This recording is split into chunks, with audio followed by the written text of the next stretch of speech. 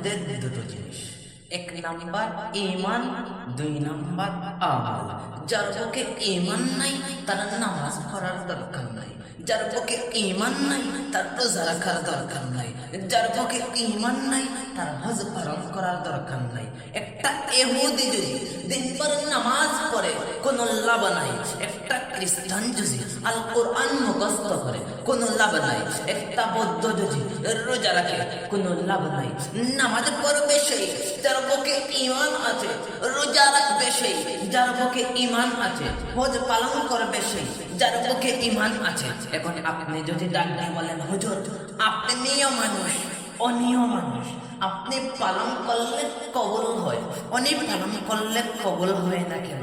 কারণ আমি বলবো নামাজ, রোজা, হজ, যাকাত এগুলা মানুষ হিসাবে কবুল হয় না, এগুলা মুমিন হিসাবে কবুল হয়ে থাকে।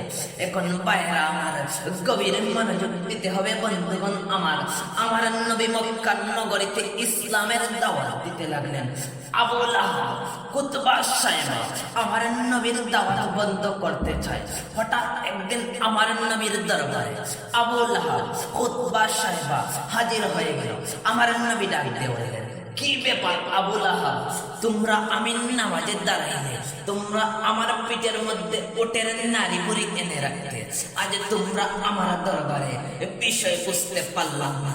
আবু লাহাব ডাক দিয়ে বলল, আপনি যে নবী সেটা আমরা জানি, কিন্তু আমরা আপনার উপর ঈমান আনতে পারবো না। আমার নবী ডাক দিয়ে বললেন, কেন আনতে পারবে না? আবু লাহাব ডাক দিয়ে বলল, আমি হলাম মক্কা নগরীর প্রেসিডেন্ট, আমরা যদি আপনার উপর ঈমান আনি আপনি হয়ে যাবেন নবী, আমরা হয়ে যাব উম্মত, সেটা আমরা মানতে পারবো না। রাব্বে কারীম ডাক দিয়ে বললেন, হাবিব মক্কার কাফেররা আপনাকে কি বলে?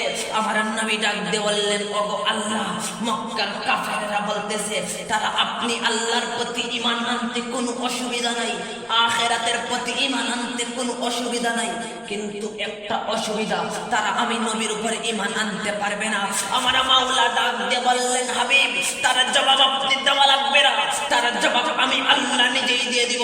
আল্লাহ পাক রব্বুল আলামিন কালামে মাজিদের মধ্যে সূরা বাকারার ৮ নম্বর আয়াতের মধ্যে বলেন, ওয়া মিনান নাসি মাইয়াকুলু আমান্না বিল্লাহি ওয়া বিল ইয়াউমিল আখির ওয়া মা হুম বিমুমিনিন। রাব্বে কারীম বলেন, দুনিয়ার মধ্যে এমন কিছু মানুষ আছে আমান্না বিল্লাহি আমি আল্লাহর প্রতি ঈমান আনবে, ওয়া বিল ইয়াউমিল আখির আখিরাতের প্রতি ঈমান আনবে, ওয়া মা হুম বিমুমিনিন তারা কখনো মুমিন হতে পারে নাই, তারা হলো বেঈমান। মুখের মধ্যে দাড়ি থাকতেই পারে, মাথায় পাগড়ি থাকতেই পারে, পরনে জুব্বা থাকতেই পারে, হাতের মধ্যে তসবিহ থাকতেই পারে, কিন্তু তারা